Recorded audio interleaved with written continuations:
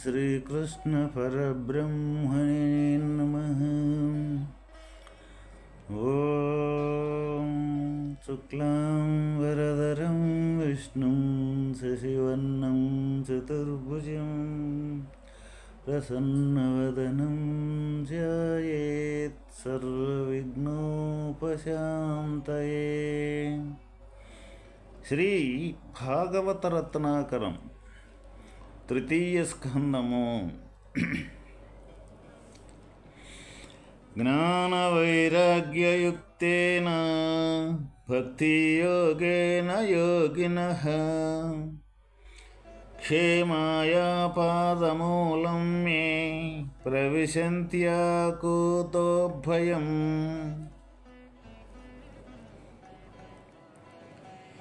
యోగులు జ్ఞాన వైరాగ్య సహితముగు భక్తి యోగము ద్వారా శాంతిని బడయు నిమిత్తము నిర్భయములగు నా యొక్క పాదకమలములను ఆశ్రయించుచూ ఉన్నారు. ఇక్కడ యోగులు, ఇక్కడ యోగము అంటే ఇక్కడ కలయిక అంటే ఏంది కలయిక? జీవుడు ఆత్మస్థితి యందు కలయిక ఏదైతే ఉన్నదో అదే ఇక్కడ వాస్తవమైన యోగము అంటే.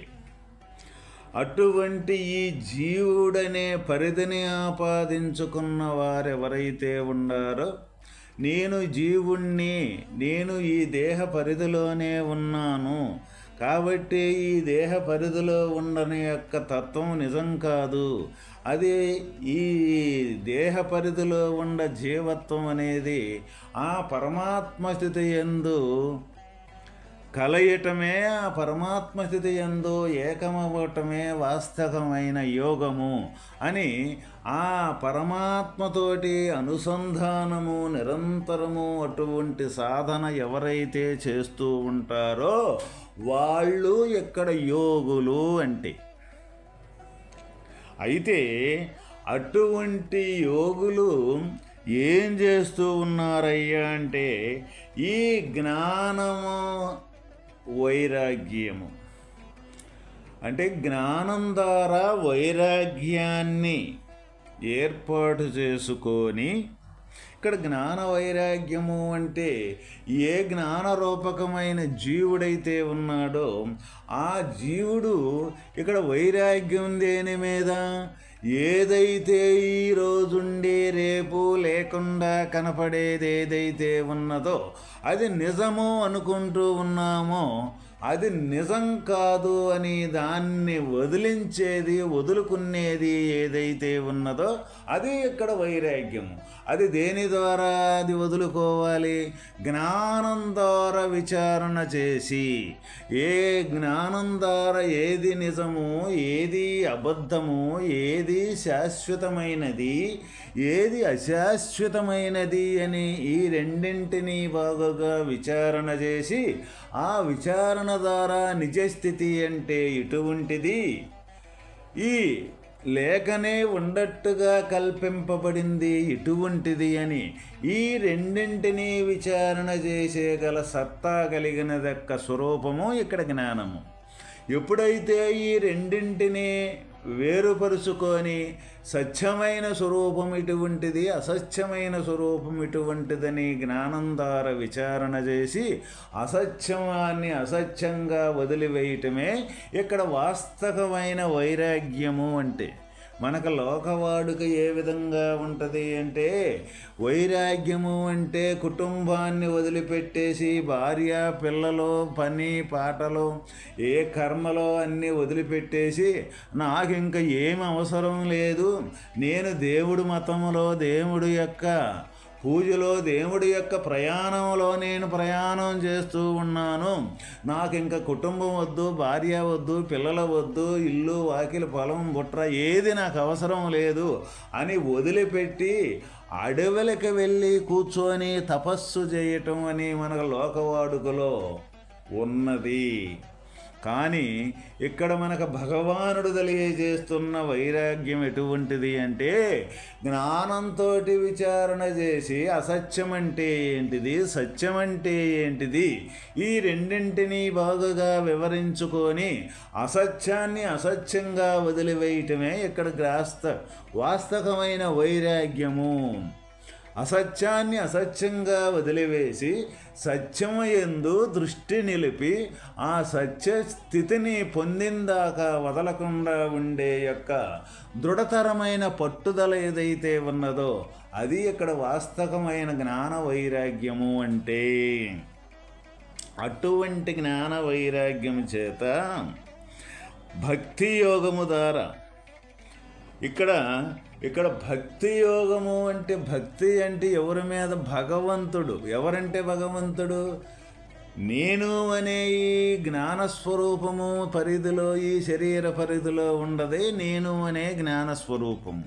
ఇక్కడ భగవంతుడంటే ఎవరు? తనకి ఈ నేను అనే పరిధి ఎంత మట్టికంటే అది ఇక పరిధులు లెక్కలు పెడటానికి కూడా ఆస్కారం లేనంత స్వరూపము భగవంతుని యొక్క స్వరూపం. అంటే పరిధులంటూ లేనిది, సర్వవ్యాపకమైనది, నిరాకారమైన స్వరూపము. అటువంటి సర్వవ్యాపకత్వము సర్వజీవులకు ఆధారమైంది. ఈ సర్వ ప్రపంచానికి, పంచభూతాత్మకమైన ప్రపంచం మొత్తానికి ఆధారమైంది. ఈ సూర్యుడు చంద్రుడికి, ఈ సూర్య కుటుంబాన్ని మొత్తానికి ఆధారమైంది. ఇటువంటి సూర్య కుటుంబాలు ఎన్నో ఈ విశ్వములో వందల వేలు ఉండ సూర్య కుటుంబాల మొత్తానికి కూడా ఆధారమైన స్వరూపమే ఇక్కడ భగవంతుని యొక్క స్వరూపము, పరమాత్మ యొక్క స్వరూపము.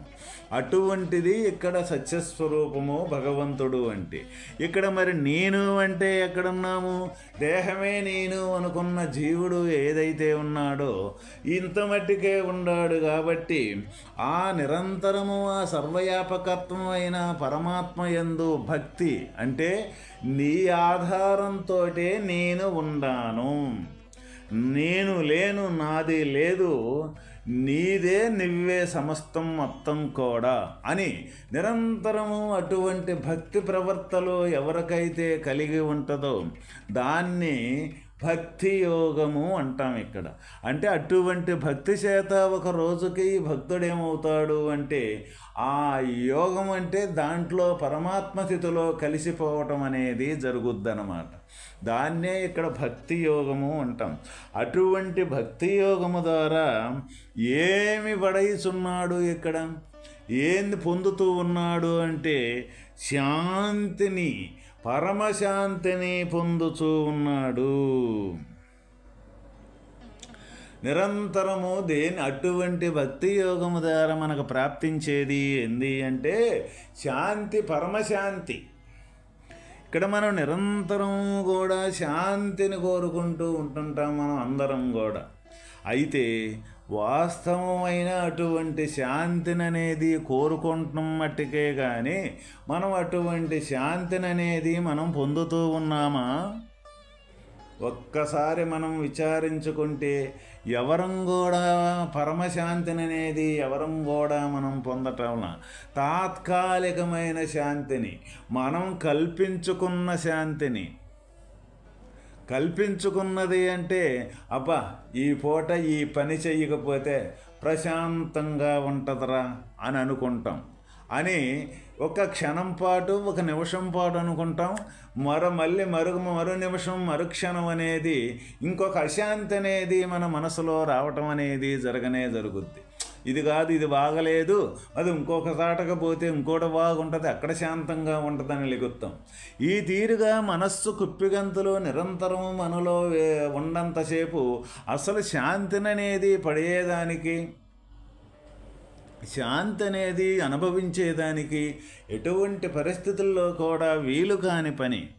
ఎప్పుడయ్యా శాంతి అనేది మనకు ప్రాప్తమవుద్ది, ఎప్పుడు మనం పరమశాంతిగా ఉండగలుగుతాము అంటే ఎప్పుడైతే మనస్సు యొక్క రూపకము మనలో ఈ అనేకత్వాన్ని సృష్టించే యొక్క విధానం అనేది కోల్పోతుందో అప్పుడు మనకు పరమశాంతి అనేది లభించుద్ది.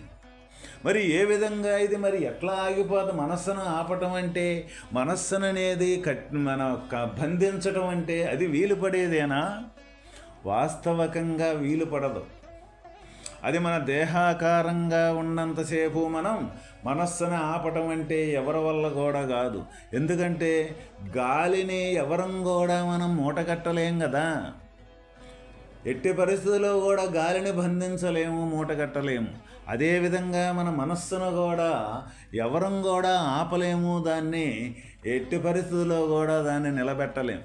అయితే అందుకనే దానికి భక్తి వైరాగ్యాలు ఏవైతే ఉండయో ఆ భక్తి వైరాగ్యాల ద్వారా నిరంతరము ఆ భక్తి వైరాగ్యం ద్వారా మనస్సు కన్నా పైనుండ ఏ జ్ఞాన స్వరూపమైతే ఉన్నదో ఆ స్వరూపంగానే మనం అయ్యాము అంటే ఇక మనస్సు అనేది ఉనికంటూ ఉండదు. మనస్సు అనేది ప్రత్యేకతను సంతరించుకొని దాని ఇష్టానుకూలంగా ఈ ప్రపంచం వైపు వెళ్ళి ఈ అనేకత్వాన్ని మొత్తాన్ని సృష్టించుకొచ్చేదానికి దానికంటూ శక్తి సమర్థత అనేది ఉడికిపోతుందన్నమాట. ఏ విధంగా ఉడికిపోతుంది? మనస్సుది. మనస్సు కంటే పైన మనం ఉన్నప్పుడు మనస్సు యొక్క కదలికని ఎప్పుడైతే కదిలిందో కదిలిన మనస్సుని అక్కడే మనం చూశాము అంటే, జ్ఞానరూపకంగా ఉండి మనం మనస్సును చూశాము అంటే అది అక్కడే లయమైపోతుంది. ఇక అది ప్రజ్వరిల్లదు. అది ప్రపంచమేక పోదు. ఇక ప్రపంచంలో అనేకత్వాన్ని తీసుకురాదు. అనేకత్వాన్ని తీసుకురానప్పుడు ఇక ఉండేది మనకి ఏంటిదయ్యా అంటే పరమశాంతి. మనస్సు ఎక్కడ లయమైపోతుంది? జ్ఞానరూపకంలో లయమైపోతుందన్నమాట. జ్ఞానరూపకములో లయమైపోయినప్పుడు ఇక మనకు అశాంతికి సంబంధించిన వర్ణన చేసే మనస్సు అనేది అక్కడ లేనప్పుడు మనకు ఉండేది పరమశాంతి. అది మనకి పరమశాంతి మనకి ఎవరికి లభించుద్దయ్యా అంటే ఎప్పుడైతే మనస్సు అయితే తనకే కంట్రోల్లో తన స్వాధీనములో ఎప్పుడైతే మనస్సుని తీసుకురాగలుగుతాడో భక్తుడు అప్పుడు మనకి పరమశాంతి అనేది మనకి లభించుద్ది. అటువంటి శాంతి పరమశాంతిని లభించే నిమిత్తము మనం చేయవలసింది ఏంటంటే నిర్భయములకు, అంటే ఎటువంటి భయములు అంటూ లేకుండా, ఏ భయం అంటూ లేకుండా మనకు నిద్రలేసిన కానించి ప్రతి ఒక్కరికి కూడా ఎంత మనం ధైర్యంగా ఉండాలి అని అనుకున్నప్పటికీ కూడా ఏదో ఒకటి మనకు తెలియకుండా మనకంటే ఒక ప్రత్యేకమైంది ఏదో ఒకటి మన భయం అనేది పెడుతూనే ఉంటుంది. అది ఒక రకంగానే మనం వర్ణించుకునేదానికి అనేక రకాలుగా మనం భయపడేదానికి ఆస్కారం ఉన్నది. మరి అటువంటి ఏ భయాలు అంటూ లేకుండా నిర్భయత్వం ఎప్పుడు తయారవుద్ది? మనస్సు వర్ణన అంటూ ఎప్పుడైతే చెయ్యకుండా ఉంటుందో నిరంతరము భగవంతుని యొక్క పాదకమలముల యందు భగవంతుని పాదాల యందు ఆశ్రయించుకొని ఉన్నదో ఈ మనస్సు ఇక నిర్భయత్వం అనేది అక్కడే తయారవుద్ది. ఎందుకు తయారవుద్ది నిర్భయత్వం? ఇక నేను లేను, నాది లేదు, సమస్తం మొత్తం భగవంతుని యొక్క స్వరూపం, భగవంతుని యొక్క ఆధారంతో అనే విషయాన్ని తత్వాన్ని మనం గోచరించినప్పుడు నిరంతరం సమస్తం మొత్తం కూడా తనని తనతో కూడుకున్న మొత్తాన్ని భగవంతునికి అర్పణ చేసినప్పుడు ఇక అక్కడ భయపడాల్సిన దానికి ఇక ఆస్కారం అంటూ ఏముంది? ఇక దేని గురించి మనదేదని నేనంటూ ఒకడు ఉన్నాను అనుకుంటే కదా ఇక్కడ మనకు భయం అనేది, నాకు భయం అనేది తయారయ్యేది. నేనే లేను, నేననేది సమస్తం మొత్తం భగవతర్పితంగా మనం చేయగలిగినప్పుడు ఇక భయపడేదానికి ఆస్కారమే లేదు. అటువంటి నిర్భయత్వముతోటి ఆ నిరంతరము భగవంతుని యొక్క పాదకమలములను ఆశ్రయించుచూ ఉన్నారు.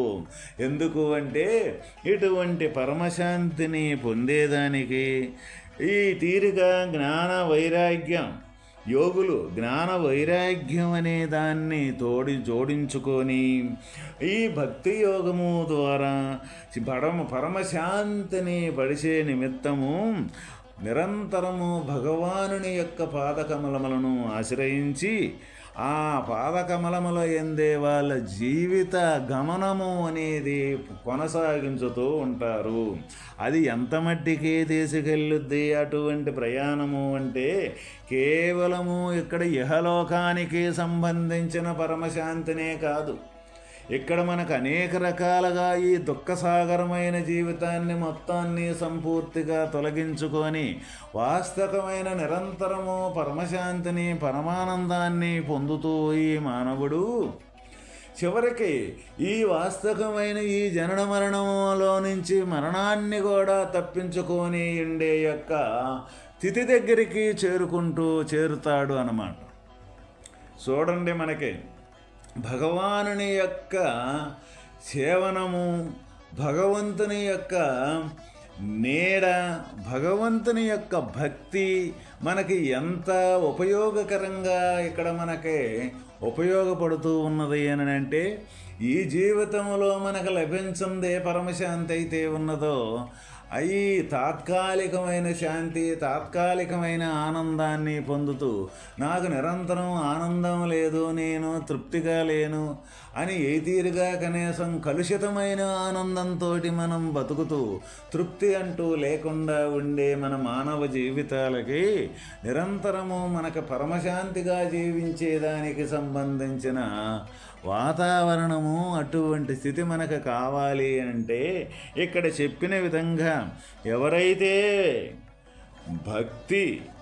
ఎవరైతే జ్ఞాన వైరాగ్యము చేత సహితముకు భక్తి యోగము, జ్ఞాన వైరాగ్యముతోటి కూడుకున్న యొక్క ఏ భక్తి యోగమైతే ఉన్నదో ఆ భక్తి యోగము ద్వారా ఇక్కడ తప్పనిసరిగా ప్రతి ఒక్కరూ కూడా పరమశాంతిని పడయవచ్చు అని మనకి ఇక్కడ కంఠపదముగా తెలియజేయుచూ ఉన్నారు.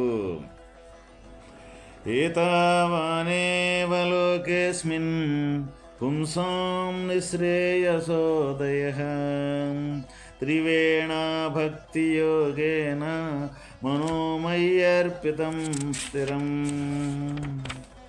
ప్రపంచమున మనుష్యునకు అన్నింటికంటేనూ గొప్ప శ్రేయోదయము తీవ్ర భక్తి యోగము. అటువంటి భక్తి యోగము ద్వారా తన మనస్సును నాయందు లగ్నపరిచి స్థిరమనర్చుటయే యగును.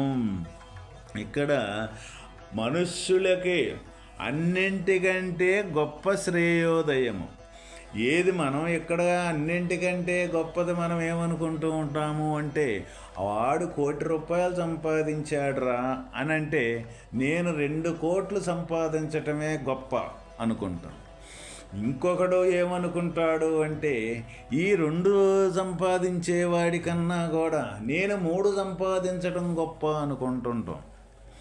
ఇట్లా ఈ ఆర్థిక వ్యవస్థ కానీ ఇంకా ఆటపాటలలో ఒకటికంటే ఒకడిని మిగులుగా ఆడాలి, పాడే దాంట్లో ఒకటికంటే ఒకటి మిగులుగా పాడాలి, ఈ తీరుగా చదువులలో ఒకరికంటే నేను ఉన్నతమైన చదువులు చదవాలి, ఉద్యోగాలలో ఒకరికంటే నేను ఉన్నతమైన ఉద్యోగం చేయాలి.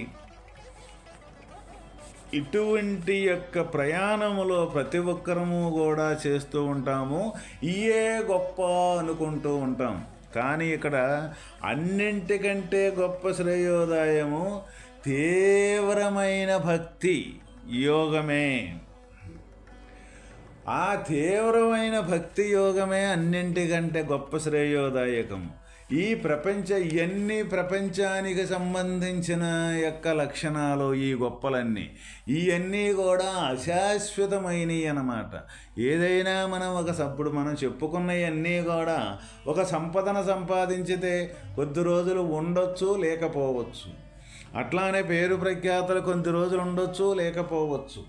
ఇంకా పదవులు కొద్ది రోజులు ఉండొచ్చు, మళ్ళీ లేకుండా పోవచ్చు. చివరికి మన శరీర అందసందాలు చూసుకున్నామంటే ఈ అందసందాలు కూడా ఒక రోజు ఉంటాయి, ఒక రోజు లేకుండా పోతాయి. ఇవన్నీ కూడా ఈ గొప్పలన్నీ కూడా కాలంలో ఇమిడిపోయి కాలంలో ఉండి ఒక రోజు ఉండి ఒక రోజు లేకుండా పోయేను ఇవన్నీ కూడా. అయితే వాస్తవమైన తీవ్ర భక్తి యోగము ద్వారా తన మనస్సుని భగవంతుని యందు మనర్చటం అయితే అది నిరంతరము కూడా ఎక్కడికే తీసుకెళ్ళిద్దంటే భగవంతుని యొక్క దర్శనం ముందు కాడక తీసుకెళ్ళిద్ది. ఎప్పుడైతే ఇక్కడ భగవంతుని యొక్క దర్శనం అవటం అంటే జరిగిందంటే తన ఉనికంటూ కోల్పోతాడు. తనంటూ లేకుండా పోయిందంటే ఇక మరణాన్ని గెలిచినట్టేను, మరణాన్ని దాటినట్టేను. అటువంటి స్థితి ఇక్కడ వాస్తవమైన ఈ తీవ్ర భక్తి యోగము. ఓం తత్సత్.